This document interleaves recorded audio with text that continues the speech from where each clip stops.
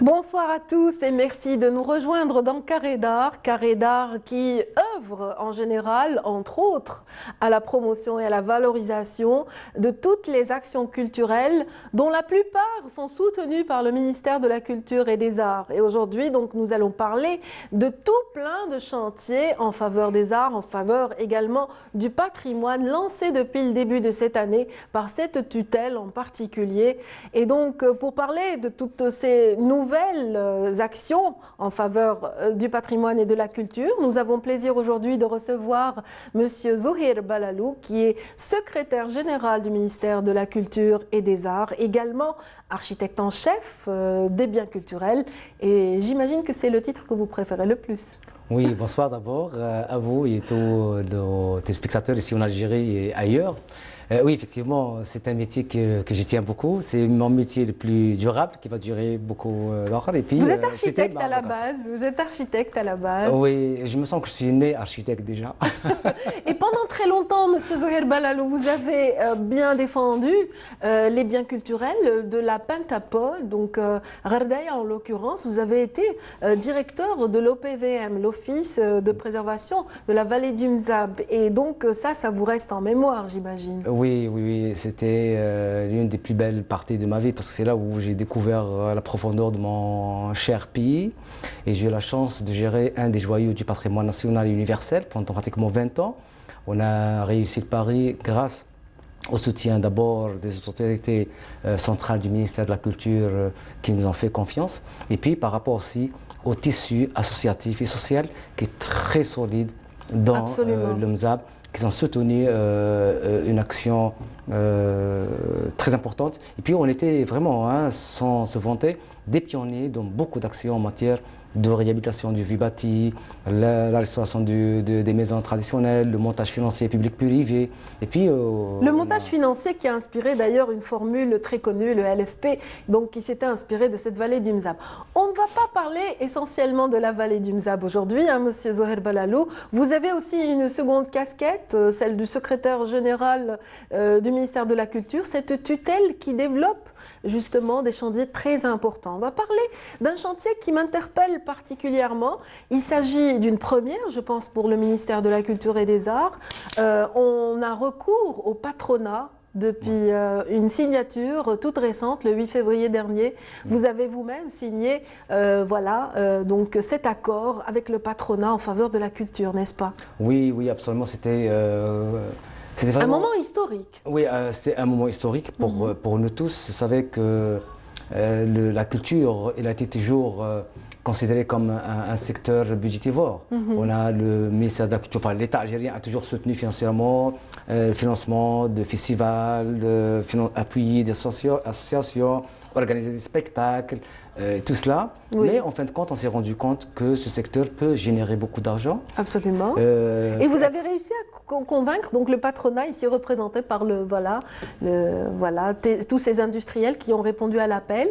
Oui, absolument. Donc là, quand Madame la ministre a ouvert ce premier chantier qui est faire du secteur de la culture un département productif de richesse et d'emploi. Et pourvoyeur d'emploi, effectivement. Absolument. Et là, le patronat se sont manifestés, se sont dit nous sommes disponibles pour mettre la main dans la main pour travailler, investir dans la culture. Nous, au ministère de la Culture, on a très vite réagi pour ne pas perdre l'occasion. Oui. Et puis on a profondément examiné la question en interne avec Madame la ministre. Et puis on les a invités à une séance de signature de convention qui va, convention cadre, qui vont mettre leur savoir, leur génie en matière de management pour gérer des sites historiques, créer des spectacles, faire dans le cinéma, intervenir dans les arts. Et c'est une occasion aussi qu'on lance à travers cette émission à tous les patronats et tous les hommes d'affaires, tous les gens qui ont de l'argent, qui veulent investir dans un domaine qui est très rentable, bien sûr, à long terme. Et sensible parce qu'il est garant de notre culture, garant aussi de l'avenir de toutes ces générations qui ont besoin de cet ancrage. Oui, absolument. Comme j'ai dit tout à l'heure avant l'émission, que la mission régalienne du ministère de la Culture, c'est de sauvegarder l'image de marque, protéger le patrimoine culturel, cadrer l'intervention sur le patrimoine, sur la culture, mais c'est à la société civile, aux investisseurs, pour développer cette culture et la faire rayonner à l'échelle internationale. Parce que sans cela, on ne peut pas protéger aussi le patrimoine. Oui. Sans cela, sans que notre culture soit diffusée à travers le monde, on ne peut pas aussi la sauvegarder. Et puis, un élément très important, c'est l'identification de nos ressources culturelles. Elle ne peut pas se faire par des bureaucrates comme nous qui sont à l'administration, ça ne peut se faire que par les acteurs économiques. Le concours des acteurs économiques, et Dieu sait que la culture peut elle aussi être un levier économique important. On a vu des exemples de par le monde, des exemples aussi aux frontières de l'Algérie, qui elle, bien sûr, a une économie un petit peu qui repose sur les hydrocarbures, mais c'est vrai que nos voisins, entre autres la Tunisie, a une économie qui est basée sur le tourisme et aussi la culture. Oui, le tourisme culturel est très important. Oui. Écoutez, c'est pas trop tard pour l'Algérie. Heureusement, notre patrimoine est encore plus ou moins sauvegardé. Nous avons mis en place tout un mécanisme juridique pour le protéger. Il reste maintenant à prendre le meilleur chemin pour assurer un développement durable de cette culture. Une économie sauvage, on n'est pas d'accord. Un tourisme de masse qui va défigurer nos sites, ce n'est pas la solution, c'est éphémère. Mais maintenant, on travaille sur des bases solides. Nous avons signé aussi un partenariat avec le CNES, le Conseil national économique et social, pour nous accompagner. Nous avons lancé toute une série de réunions avec tous les secteurs ministériels présents en Algérie pour garantir un développement économique et social durable. D'ailleurs, le chantier est lancé, une feuille de route également qui l'accompagne et prochainement il y a déjà un événement qui va vous réunir avec les hommes du patronat. Bravo, ça c'est une primeur. Donc bientôt, début du mois de mars, il y aura une rencontre très importante entre le monde de la culture et le monde des affaires. Donc tous les patronats seront conviés, des experts nationaux et internationaux vont intervenir pour trouver des solutions pérennes à notre potentiel patrimonial qui est riche. Qui est immense. Qui est immense, qui est ouvert, que tout le monde peut travailler. Nous avons des sites prestigieux qui peuvent faire office pour des films, pour des studios. Nous avons des monuments historiques qui peuvent être aussi des espaces de rayonnement culturel, de gastronomie, d'élatation. Donc il y a tout le... Il y a tout un potentiel. Il y a beaucoup à faire, il y a matière à développer dans un pays continent qui va justement du nord au sud en parcourant des sites fabuleux, des monuments historiques aussi d'une grande beauté. Dieu sait combien notre pays est si grand, et il est plus grand qu'un pays, plus petit qu'un continent. Tout à fait. Donc, sauf si on développe les itinéraires culturels à travers le pays, nous allons drainer énormément d'économie locale. Nous avons le chemin de Saint-Augustin, nous avons le chemin de la soie, nous avons le chemin des épices, nous avons la route de l'eau, la route de l'or, tout ça peut être... Et un patrimoine immatériel aussi qui mérite tout l'intérêt aussi à travers les voix de l'Algérie, les hommes de lettres, etc., qui sont eux aussi dans le besoin d'être soutenus. Ça peut être un grenier très important pour développer les industries culturelles, comme nous sommes un petit peu à la traîne. Entre autres le cinéma, qui lui bouffe énormément de budget. Le montage financier d'un film ou d'un feuilleton requiert énormément de moyens, effectivement. Beaucoup de moyens. Le FDATIC à lui seul, ce fonds d'aide initié depuis des années par le ministère de la Culture, ne va plus suffire. Oui, l'histoire a prouvé que ces fonds que l'État met à la disposition des bénéficiaires ne donnent pas un grand fruit. Donc il est temps de diminuer ces fonds. D'ailleurs, le gouvernement a pris la décision de supprimer ces fonds l'année prochaine. Et là, on est obligé maintenant de s'adapter avec la situation économique régionale et internationale pour créer de la richesse sur place. Donc, c'est-à-dire, les banques peuvent intervenir pour investir, les privés peuvent prendre le risque pour réaliser un film. Et à partir de là, en prenant des risques, on peut créer de la richesse, surtout durable. Oui, tout à fait. Ben, c'est tout le mal qu'on souhaite, en tout cas, à tous ces chantiers justement culturels qui peuvent désormais compter sur des hommes et des femmes qui font aussi l'industrie de ce pays. Alors, autre chantier qu'on va évoquer aujourd'hui dans l'émission Carré d'Art et qui est très important aussi, c'est un chantier qui est lié aux startups, aux technologies nouvelles, je dirais. Et donc, vous l'avez intitulé Thaqafa Up. Donc, Thaqafa Up, Thaqafa qui s'élève, par le biais de la technologie, donc exact. Des startups en l'occurrence. Donc, c'est un concours que vous venez de lancer aussi. Oui, c'est un concours aussi très important. Oui. C'est vrai, il n'est pas très grand, mais il est très important parce que c'est la première fois que, ici en Algérie, on lance un challenge sur la culture et les startups. Bien entendu, nous avons travaillé avec le ministère des Startups pour mettre en place toute la plateforme, le jury technologique.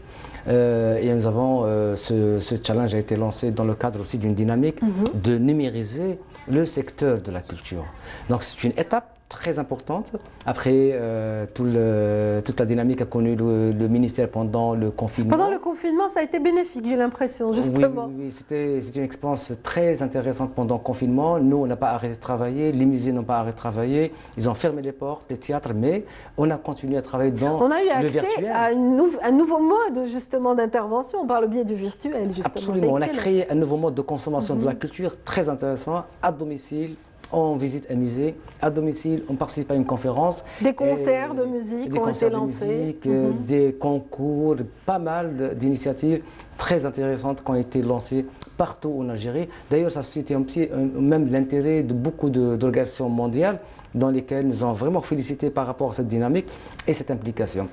Donc cette démarche, nous, au ministère de la Culture, on a essayé encore de la développer et d'aller vraiment vers une numérisation. On va voir plus de détails. Oui, c'est pas vite. Ce concours, depuis qu'il a été lancé, il y a à peine une semaine, on a reçu des centaines déjà de projets inscrits. Excellent. Dans tous les domaines. Et primo, le patrimoine, donc ça prouve que vraiment il y a un intérêt au patrimoine. Oui. Et seconde place, c'est le livre, pour dire que vraiment il y a un intérêt sur le livre. Non seulement les Algériens sont invités, notre diaspora aussi participe. Il y a des Algériens qui sont basés à l'étranger qui ont répondu à l'appel, très bien. Encore plus, des organisations internationales souhaitent aussi, dans le domaine de la culture, souhaitent aussi proposer aussi des projets. Excellent. Et ça va nous donner vraiment beaucoup d'idées à nos jeunes dans ce domaine. On va en parler davantage, Monsieur Balalou, si vous le permettez, juste après ce reportage signé Fela Bendour, donc, qui, elle, nous parle davantage des acteurs principaux et aussi de tous les détails de ce concours.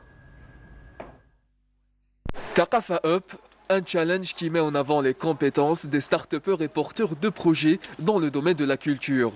Un rendez-vous qui promet de rassembler les acteurs du numérique et de la culture autour d'un seul et même objectif, la numérisation de l'industrie culturelle.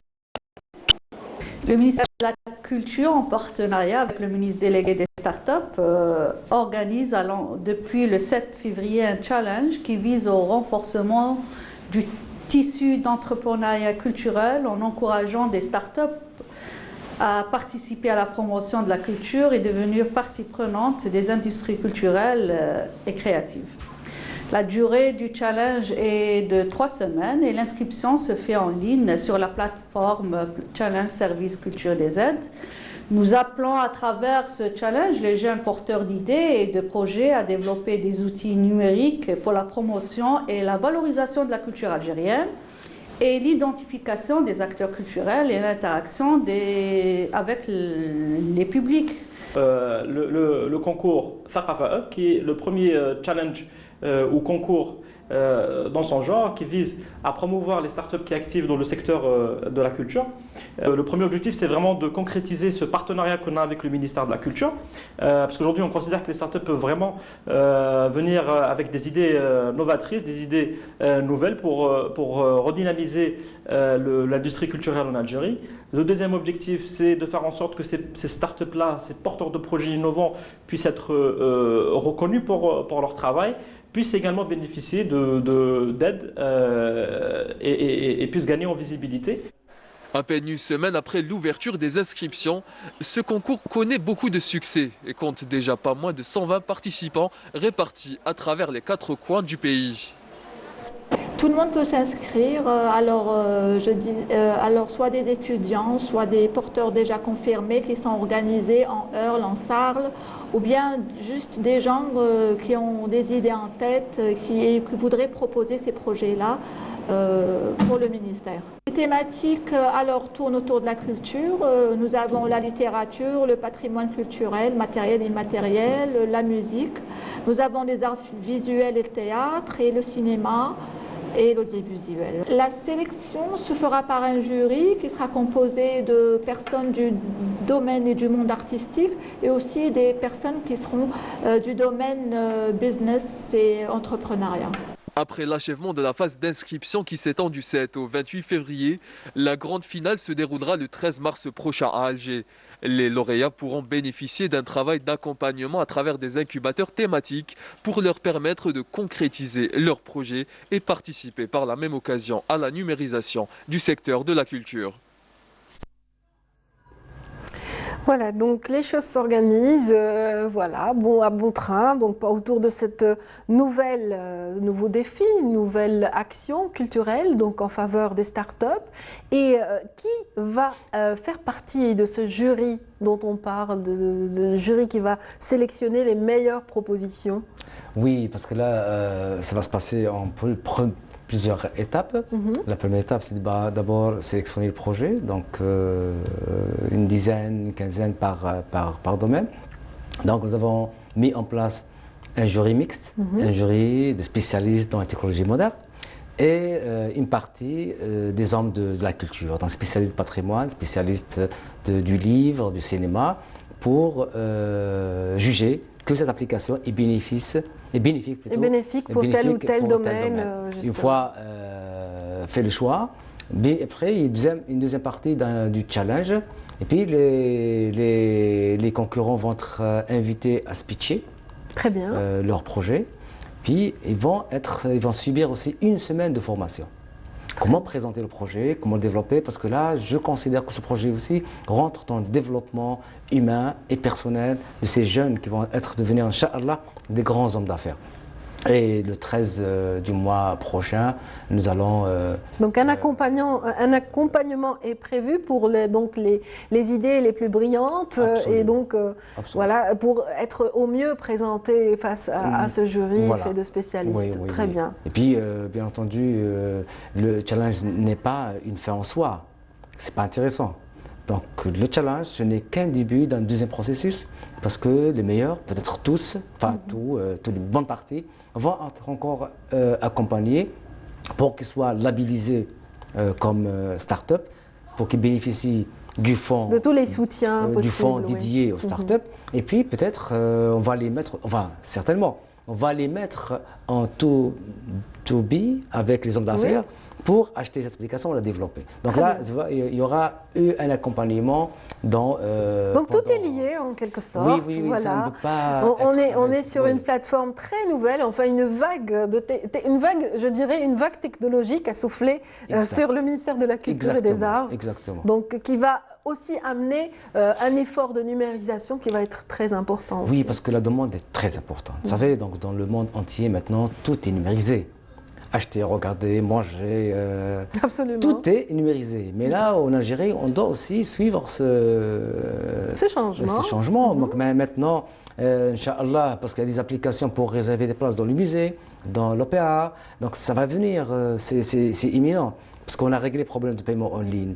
Donc c'est vraiment un chantier qui est mis en place actuellement pour permettre le paiement en ligne. Maintenant, on peut réserver sa place, on peut regarder un film en ligne et payer, on peut écouter une musique en ligne, et puis on peut réserver une place pour un spectacle. Il y a beaucoup de formules pour apprécier la culture à juste titre et bien sûr débourser de l'argent. Oui. Donc c'est ça l'intérêt. Sinon, nous, au ministère en tant qu'administration, nous avons mis en place aussi un chantier énorme pour numériser tous les services du ministère de la Culture.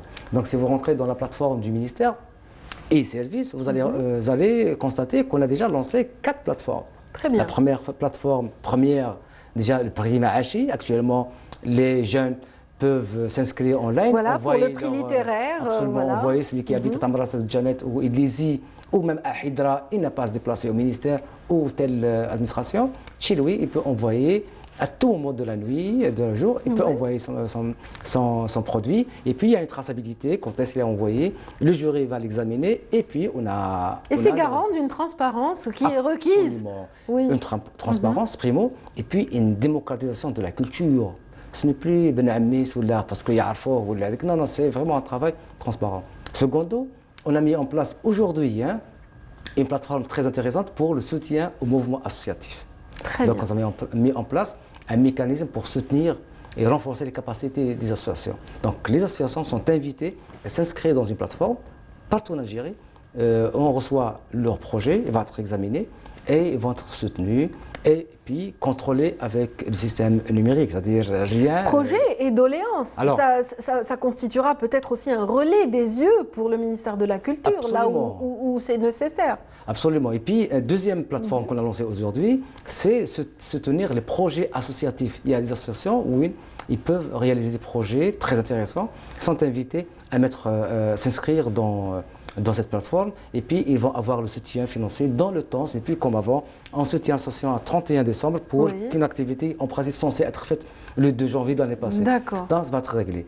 Secondo, ça peut, comme vous l'avez très bien dit, avec un clic, parce que derrière cette plateforme, il y a un Excel. Avec un clic, on peut avoir les associations les plus brillantes, celles qui vont être blacklistées, dans quel domaine il y a un besoin.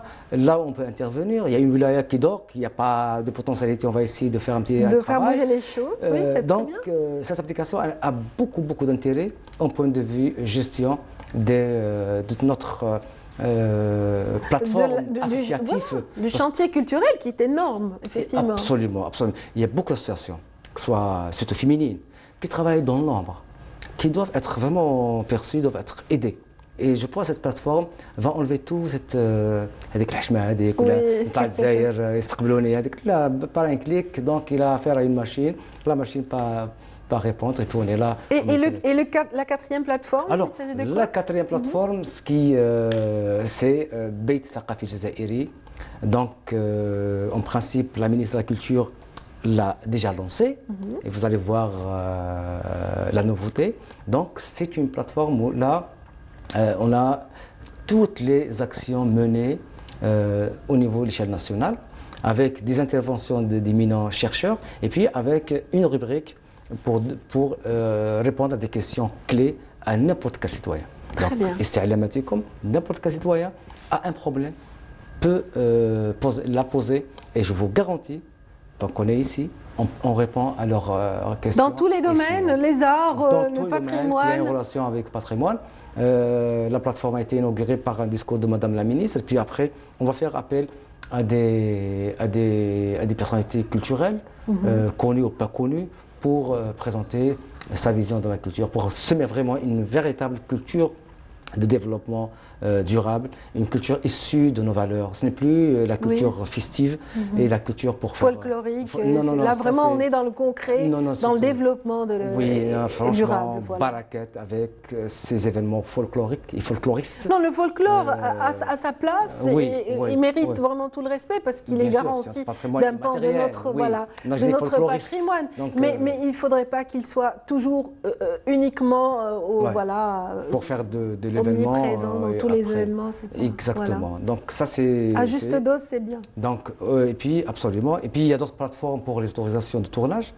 Il y a une plateforme qui va être mise en place très bientôt. C'est tout ce qui est agrément d'organisation de spectacles. Ce n'est plus le parcours du combattant. Oui. On attend 6 mois, 1 année pour avoir son agrément.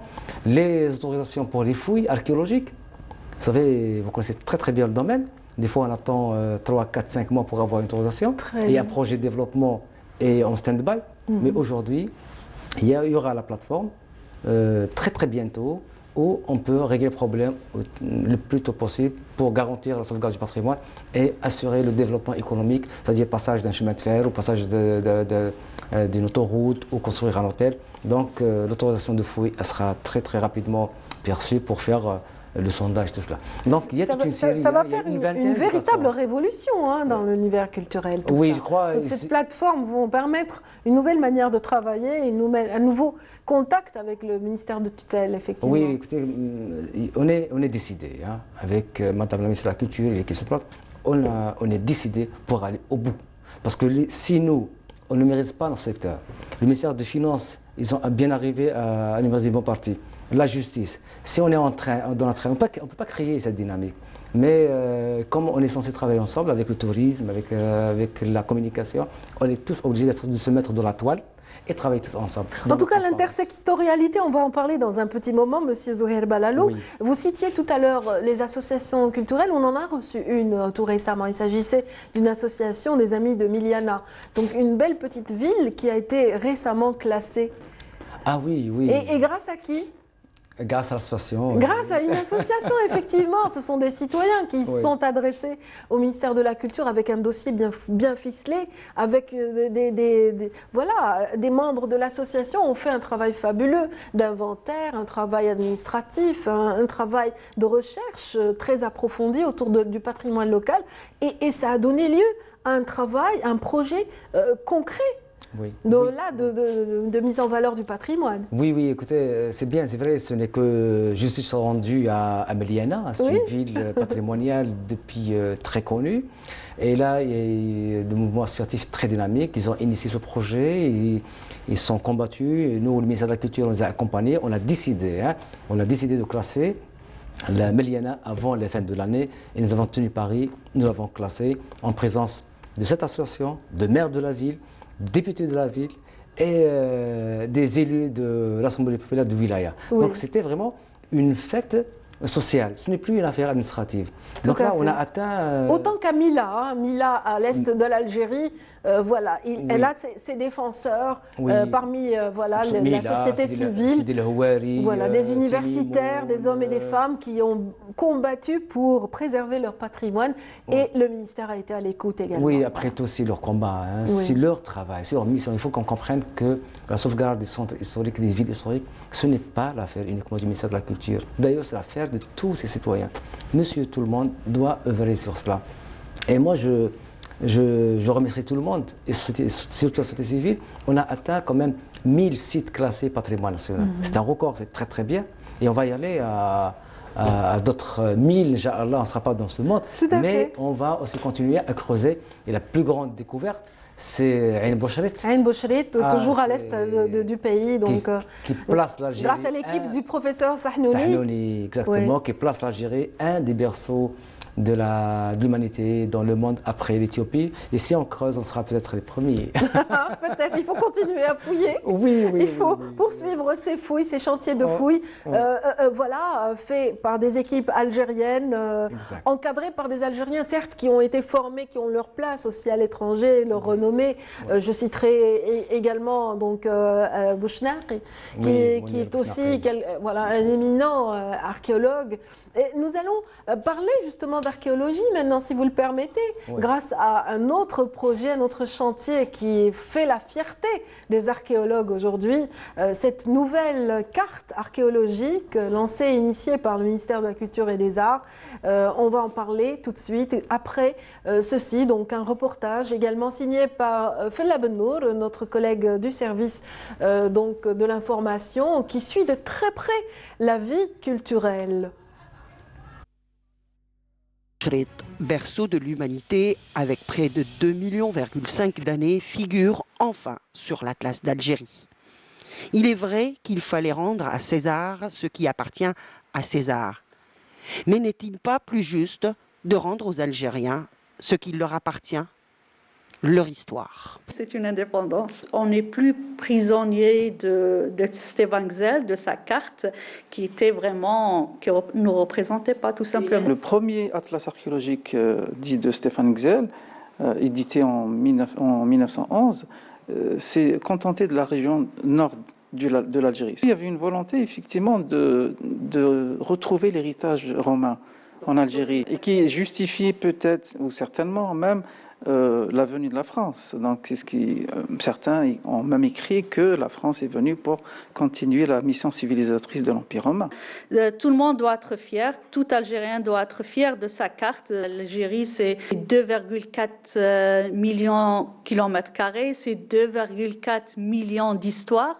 Et c'est toute la place qu'on mérite sur le plan international.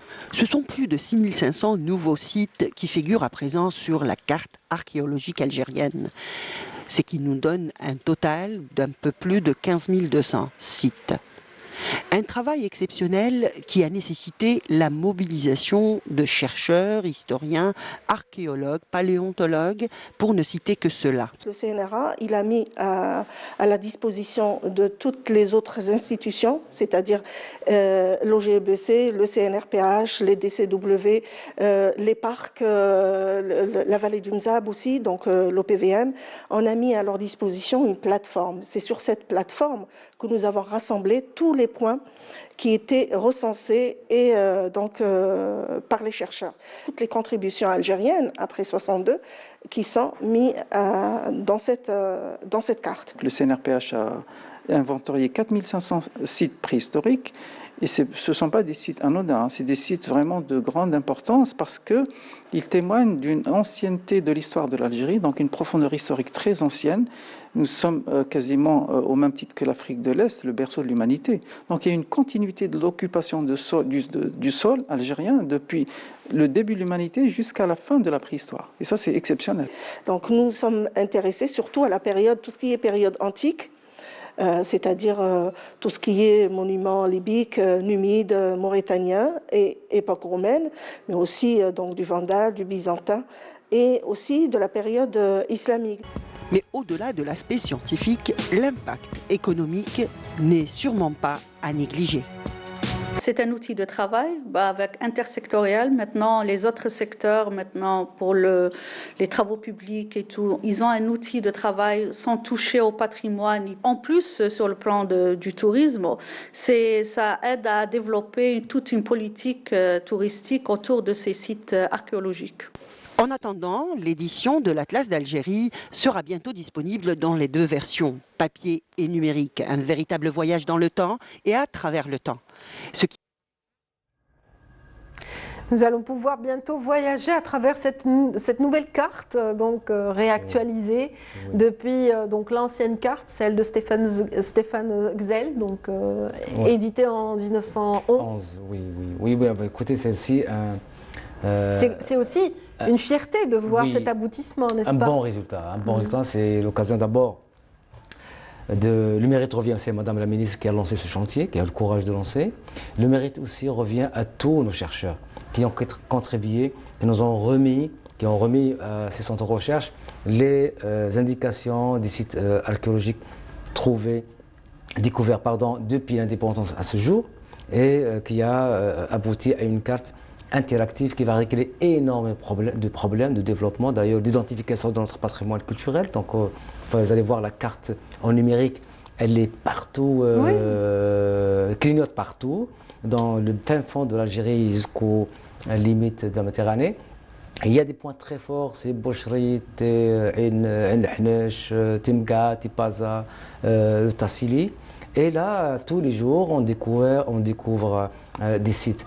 Secondo a un rôle très important, vous savez que ces dernières années, il y a un accru dans le trafic illicite du patrimoine culturel. Oui, c'est devenu un commerce international qui est très rentable. Et là, cette carte peut énormément nous aider parce qu'elle sera connectée avec les services de protection au niveau de la police et de la gendarmerie nationale pour identifier les douanes endroits, également, les douanes algériennes aussi. Exactement, pour identifier les sites et quand on signale un endroit qui est touché, ils interviennent directement. Donc là, c'est ça. Voilà, on parlait d'intersectorialité, donc c'est là où vraiment ce travail va être très important. On a eu par le passé des actions comme ça qui n'étaient pas en faveur de notre patrimoine, notamment à Sétif. Donc c'est toute une ville qui sommeille sous Sétif et qui a été ensevelie parce que projet d'extension de la ville oblige et ignorance des responsables de l'époque a fait qu'on perde un pan de notre notre patrimoine comme ça. Oui, maintenant avec cette carte, Voilà. personne n'est épargné. On est tous responsables. Donc soit le maire, soit le wali, soit le ministre. Quand on clique, on peut déceler la partie du territoire qui est très riche, qui ne peut pas être touchée. Donc, et puis très rapidement, parce qu'il y a un travail qui était engagé avec l'Agence spatiale algérienne pour délimiter les sites historiques, pour ne pas aussi hypothéquer le développement local. Donc là, avec cette carte qui est en développement, ça ne s'arrêtera jamais. Hein. Oui. C'est une carte pérenne qui va être enrichie au fur et à mesure et régler les problèmes au fur et à mesure. Donc je crois aussi que c'est une porte très importante pour asseoir une économie basée sur la gestion des territoires. Et on la doit à ces hommes et ces femmes qui se sont déployés depuis 1962 à travers le territoire algérien. Mais bien sûr, leurs travaux n'ont pas toujours été valorisés, mis en avant. Mais cette cartographie nouvelle va permettre aussi d'identifier tous ces architectes de la culture, je dirais, Oui, qui sont les archéologues. Oui, effectivement, vous savez, c'est un métier très noble, mais très pas connu. Je connais des équipes qui travaillent dans des conditions très difficiles, au fin fond du désert, sinon dans des collines, dans des conditions très difficiles. Et